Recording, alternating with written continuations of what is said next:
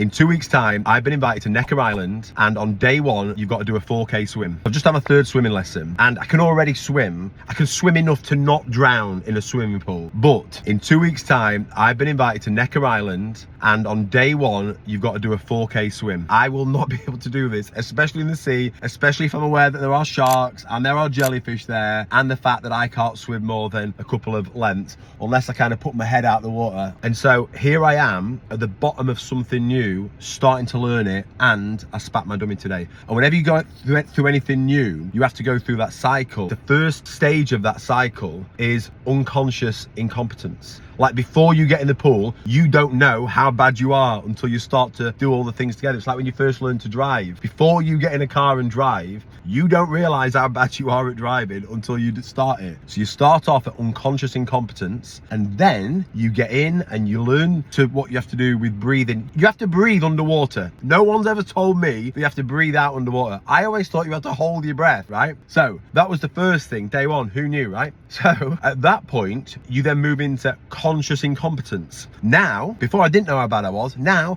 I know fully how bad I am. And it's an awful phase to go through. But I've been through it many, many times now.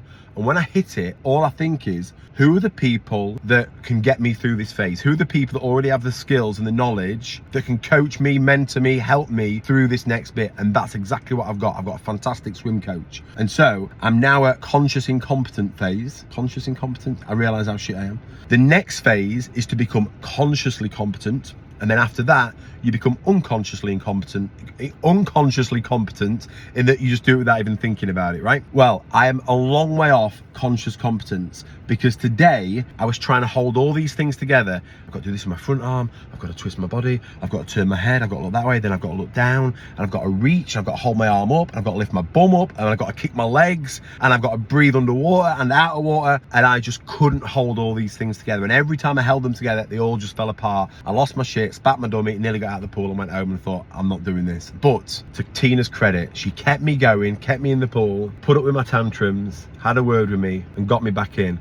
I am a long way off conscious competence, but there were moments. So I'm going to keep posting my journey on here if you're interested, on the run up to Necker Island, and we'll see if I can do the full 4K swim without drowning or being eaten by sharks.